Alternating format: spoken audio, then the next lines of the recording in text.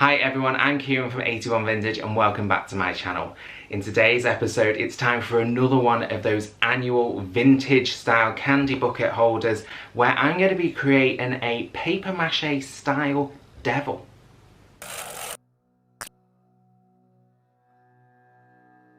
This was my inspiration photo, but I wasn't going for an exact match, I was going for something similar. For our base on this candy holder, I'm actually going to be using one of these. It's a plastic bowl that's usually available in the party aisle and is used for cocktails. In this first section, we're not going to be sculpting straight away. We need to create a base for us to be able to sculpt on later. This might look quite crude in the early stages, but it will come together towards the end. The devil in my inspiration picture had a neck, so I found this travel sweet container and hot glued it onto the bottom of the bowl to create a neck.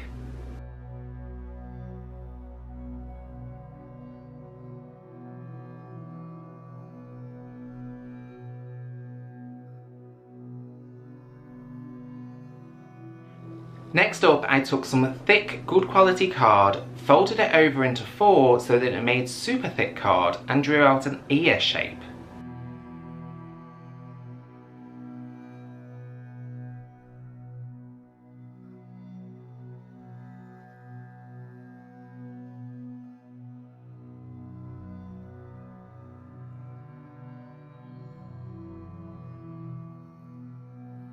I made sure to include a little flap so that I could hot glue this onto the side of our bowl later.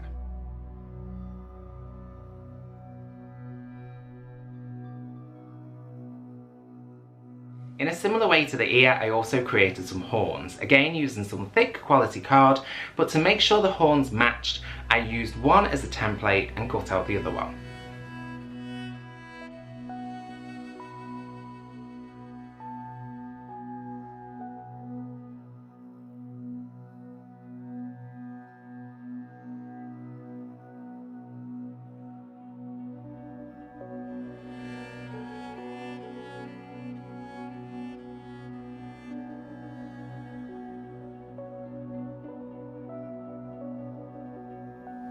To make them a little bit curved, I pushed my finger into them to create a curved shape and then hot glued them on. Don't worry about them being a little bit fragile because later the plaster bandage is going to really firm them up.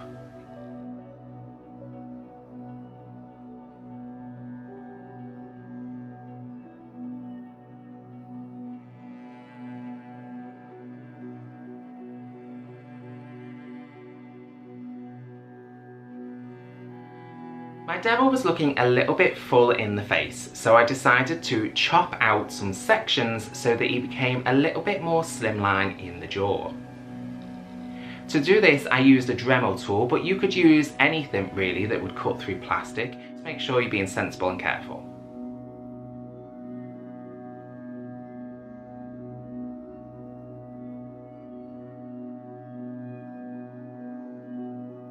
I cut this out equally on both sides and then again used some of that card on the inside to really firm up those cheeks and gave me something to sculpt over.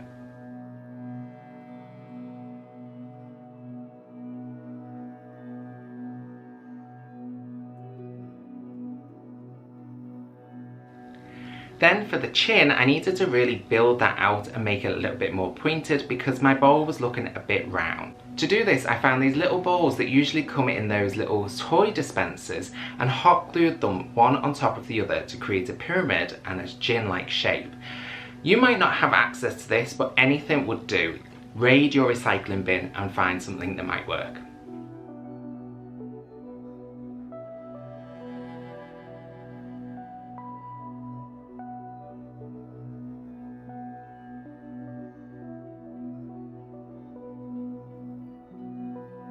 Then it was time to get onto the exciting bit, the actual sculpting.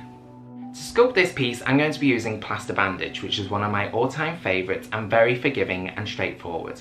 If you've not tried this yet, I would really give this a go because it's a lot simpler, I find, than sculpting with clay.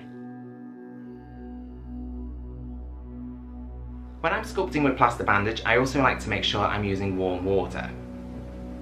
It's a lot more friendly to your hands and it makes the Plaster Bandage a lot more malleable.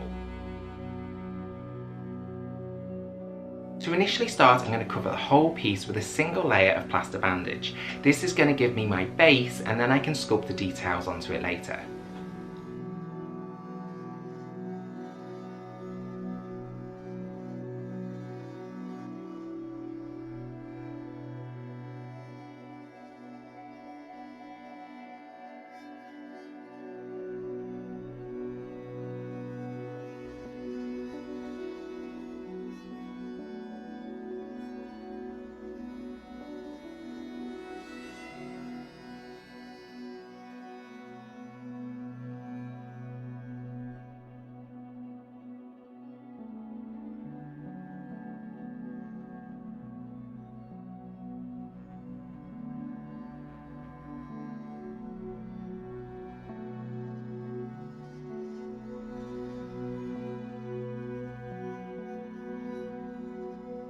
I also start to add on some of the additional areas where I'm going to need to bulk it out.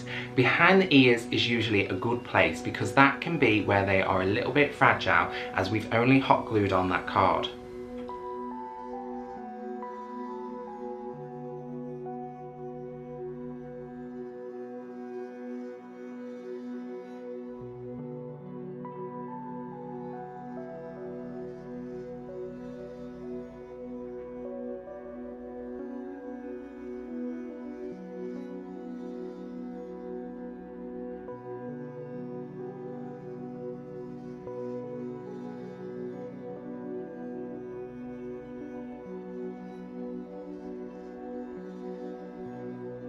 I then began to draw out the face. I like to make sure I draw a line straight down the centre of the bowl so that I can usually use that as a centre point to make sure that I'm creating my design so that it's equal on both sides.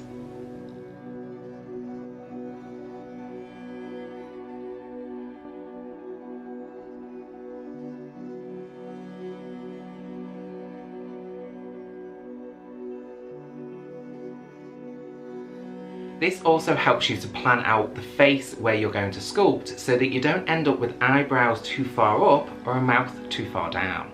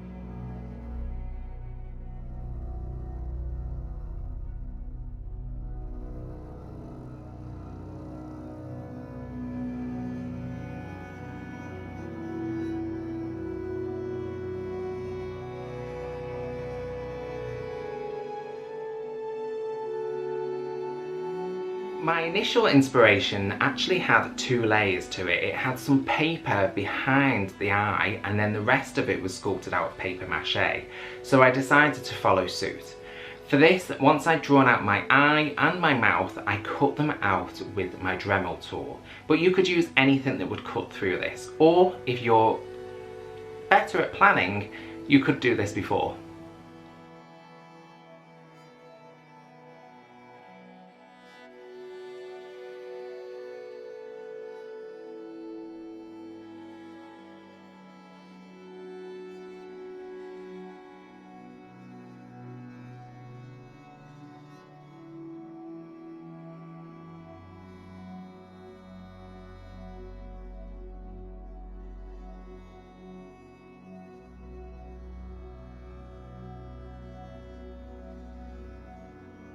Those rough edges, I wrapped a little bit of plaster bandage around all of those edges to smooth them out and finish them off.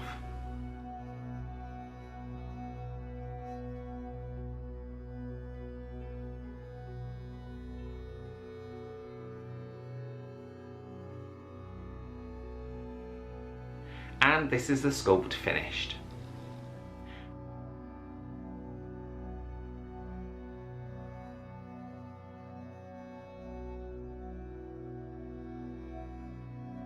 Once it had dried overnight, I took it outside and I sprayed it with some matte black paint on the inside just so that I could see those eyes and mouth really pop.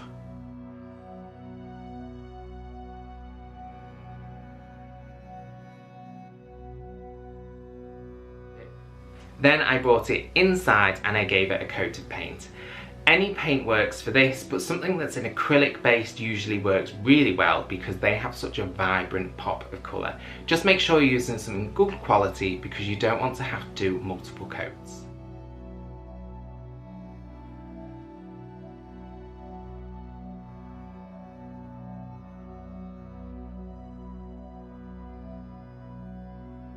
Painted red and dried, it was time to add some detail. I decided to widen his nostrils and to add on some eyebrows.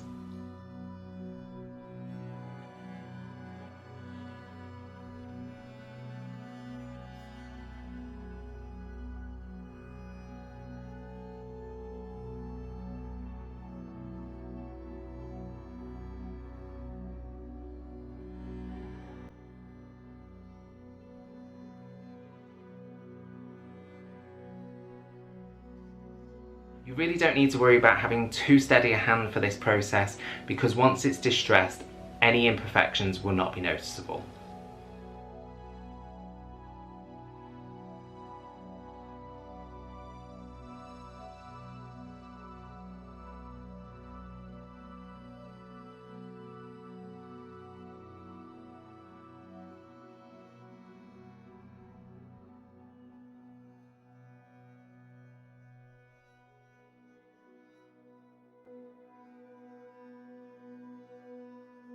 For the eyes and mouth, I wanted to follow suit with my original inspiration picture, which is to have them as a second layer and also have them made out of paper or card. For this, I took some cardboard and I painted it white as a base layer. I then got the lid of a bottle, dipped that in some paint to create a rough, round shape. I did this in red and then I did it with black to create a pupil, and I made 2 of these.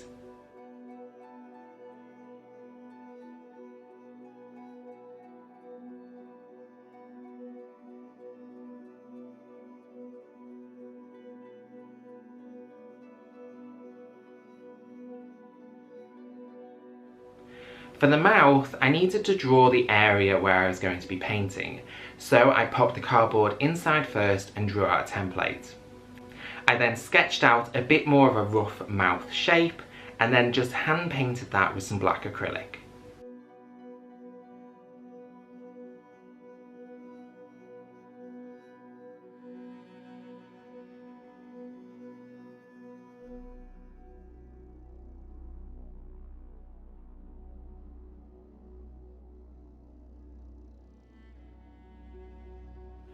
Before I popped in those cardboards for final with some hot glue, I made sure to distress them first with a bit of sandpaper.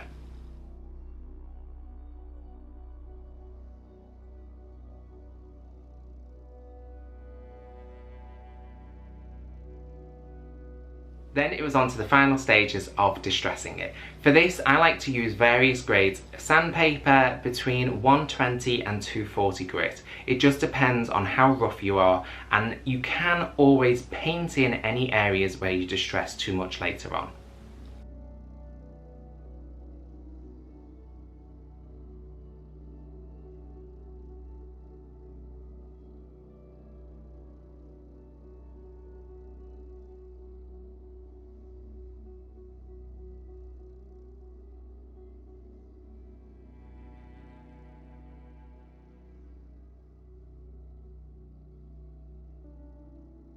And if you're worried about the white being a little bit stark against that red, you can always use a little bit of brown acrylic paint mixed with some water, which will create an aged wash, and that just helps neutralize that contrast a little bit.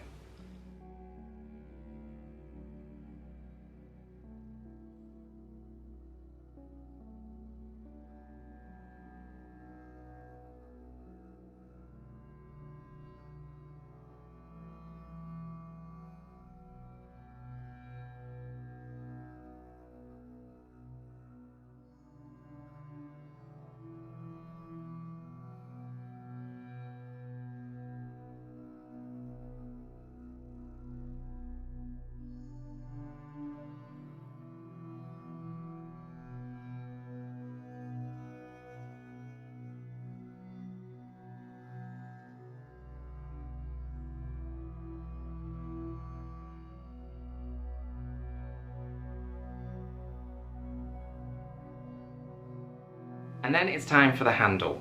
For this I used some thick garden wire, doubled it over and drilled some holes just behind the ears.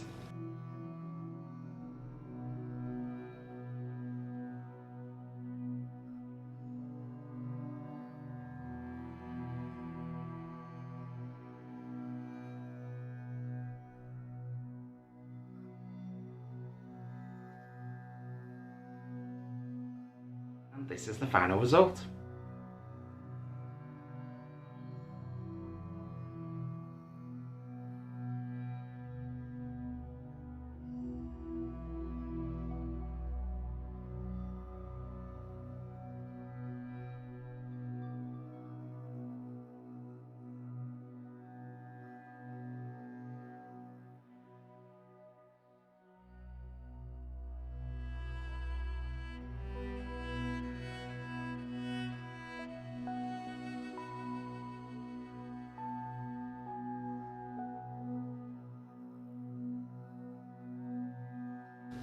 As always, I hope you enjoyed this video. If you did, please don't forget to hit that like button and make sure you're subscribed for future episodes as I go full time in my creative business. And don't forget to let me know down in the comments how you think this devil came out. Anyway, thanks for watching and I'll catch you on the next episode.